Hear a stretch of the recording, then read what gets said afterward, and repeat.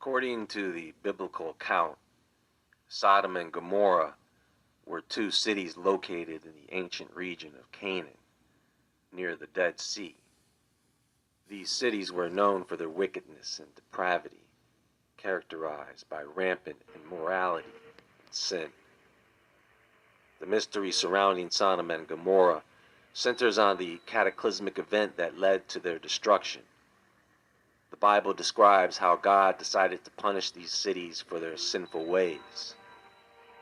The most famous episode involves the visitation of two angels in the form of men to the city of Sodom. Abraham's nephew, Lot, welcomed the angels into his home.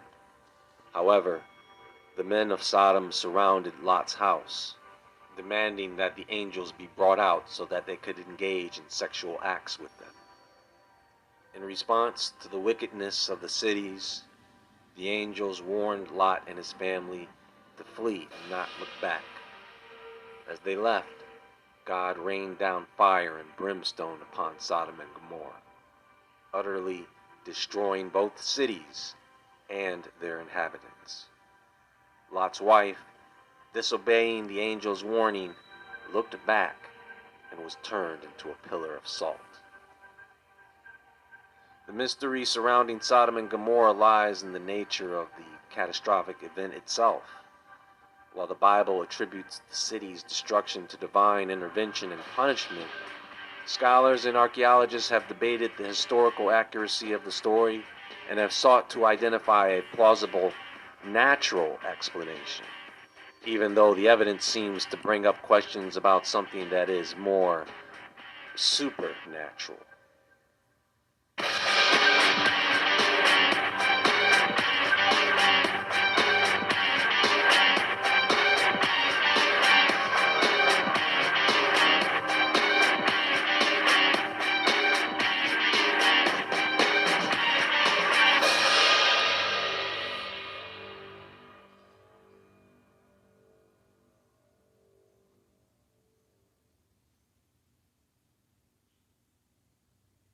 People are bailing on California in More than record half of numbers. Californians are considering moving.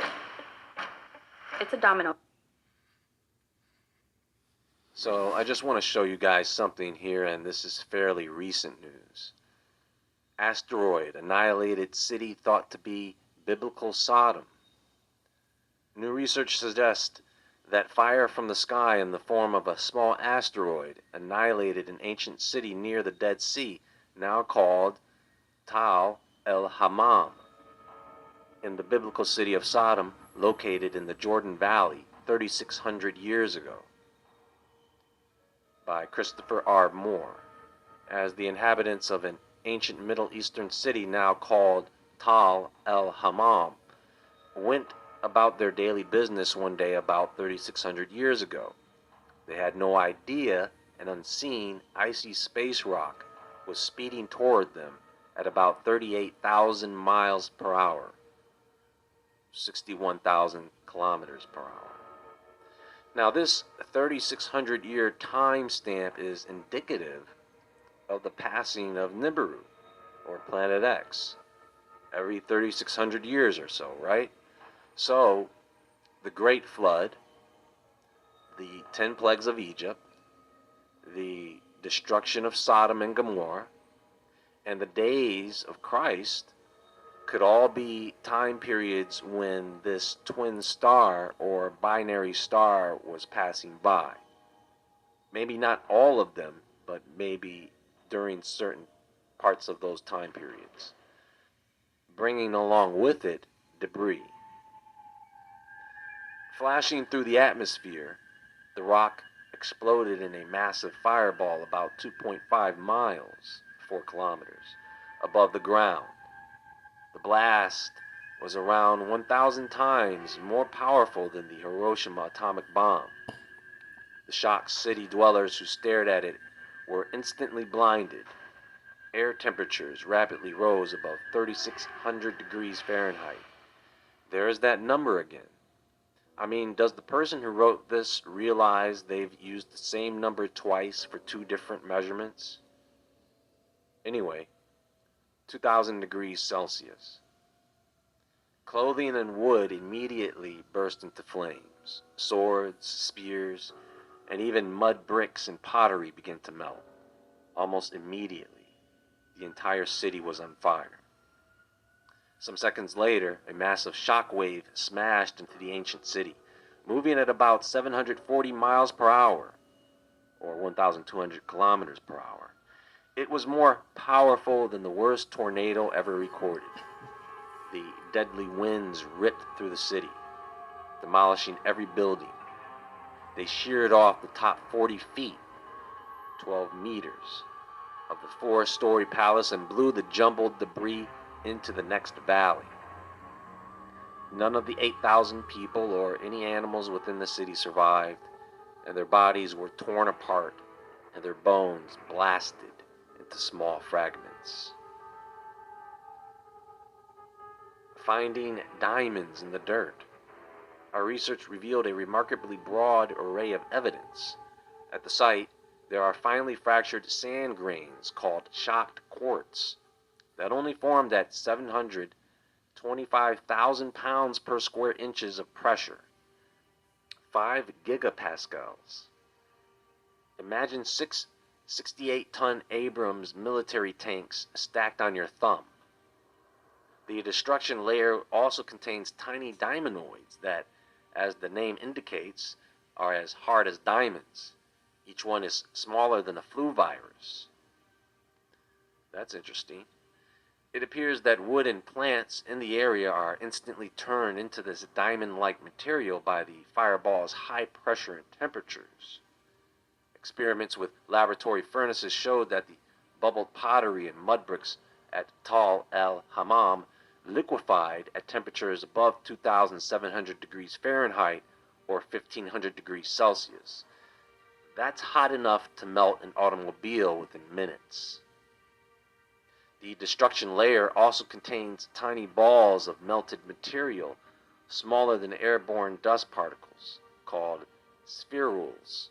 They are made of vaporized iron and sand that melted at about 2,900 degrees Fahrenheit or 1,590 degrees Celsius. Moms, what would they do without us?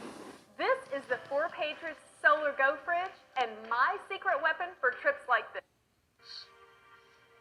In addition, the surfaces of the pottery and melt glass are speckled with tiny melted metallic grains, including iridium, with a melting point of 4,435 degrees Fahrenheit, or 2,466 degrees Celsius, platinum, which melts at 3,215 degrees Fahrenheit, or 1,768 degrees Celsius, and zirconium silicate at 2,800 degrees Fahrenheit, or 1,540 degrees Celsius. So they're pretty specific with the temperatures on these materials. Together, all this evidence shows that temperatures in the ancient city rose higher than those of volcanoes, fires as a result of warfare, or normal urban fires. The only natural process left is a cosmic impact. So here we are, 3,600 years later. The rogue planet is supposed to be making its flyby any time now, bringing with it chaos and destruction. The severity all depends on how close it gets and the amount of debris traveling in our direction. It will most definitely affect the sun, which doesn't help. And this is happening at a time when the earth is consumed in corruption, perversion. The fallen angels are trying to make a comeback.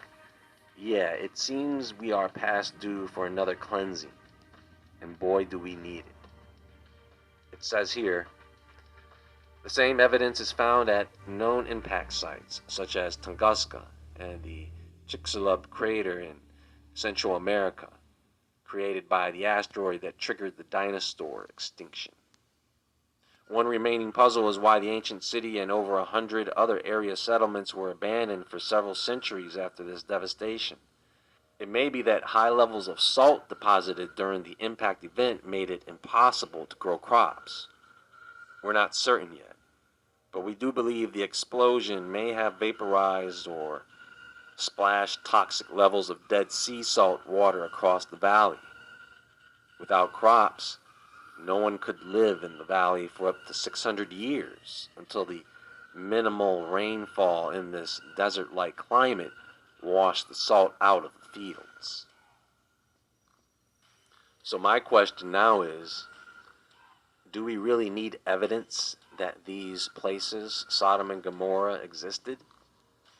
A place where men, women, and the elderly and the child are all sexually depraved?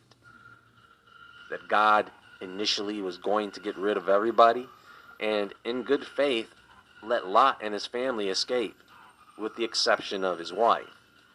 And obviously his daughters were not too far from corruption themselves by getting their father drunk to sleep with them. That's Lot's family, so yeah, probably nobody should have survived that event.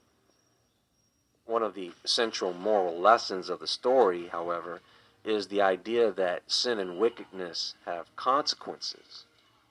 Sodom and Gomorrah were destroyed by divine intervention as a punishment for their extreme wickedness, including inhospitality, immorality, and cruelty. This serves as a warning about the consequences of moral decay and ethical transgressions. The story emphasizes the importance of hospitality, kindness to strangers. Lot, Abraham's nephew, is portrayed as righteous for offering hospitality to the two angels who visited the city. On the other hand, the inhospitality and mistreatment of the strangers by the people of Sodom are condemned. Sodom and Gomorrah are often seen as symbols of moral corruption. The destruction of these cities strengthens the idea that there are limits to how far human decadence can go before it brings about divine wrath. While the cities faced destruction due to their sins, Lot and his family were spared by God's mercy. Some interpretations of the story emphasize the importance of repentance and righteousness. The story of Abraham's plea for mercy on behalf of the cities suggests that even in the face of impending judgment, there is room for repentance and the potential for salvation. That's all for now. There is more to come. Be sure to visit woodwardentertainment.com and become a level 1 member. Check out our new merch in the Woodward TV store below. You can follow me on Instagram at JAEWoodward. Everyone have a great day, afternoon, or evening.